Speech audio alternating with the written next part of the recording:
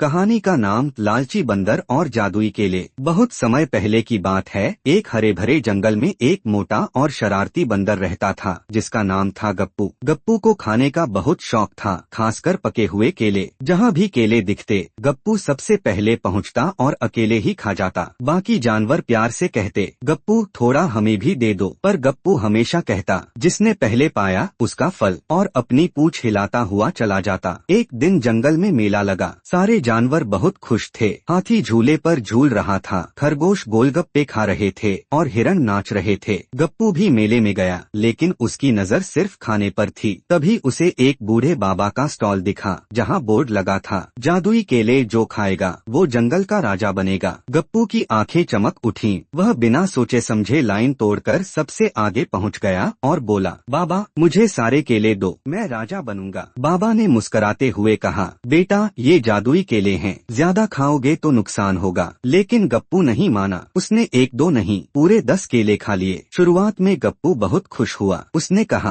अब मैं जंगल का राजा बनूंगा। लेकिन कुछ ही देर में उसका शरीर बदलने लगा। उसके कान बहुत बड़े हो गए, पूंछ लंबी हो गई और उसका रंग पीला हो गया। अब वह बंदर नहीं, एक बड़ा सा चलता फिरता केला बन गया। सारे जानवर उसे देखकर हंसने लगे। अरे गप्पू तो खुद ही केला बन गया। गप्पू डर गया और जोर जोर से रोने लगा। बाबा मुझे माफ करो, मुझे वापस बंदर बना दो। बाबा ने कहा, अब समझ आया लालच का नतीजा क्या होता है। गप्पू ने हाथ जोड़कर माफी मांगी। बाबा ने उसे एक कड़वी जड़ी बूटी की दवा दी। कुछ ही देर में गप्पू वापस बंदर बन गया, लेकिन अब वह बदल चुका था। अब गप्पू सबसे प्यार से बात करता, मेले में सबके साथ खाना बांटता और सबसे हंसी मजाक करता। सारे जानवर बोले, अब तू सच्चा राजा है, दिलों का राजा।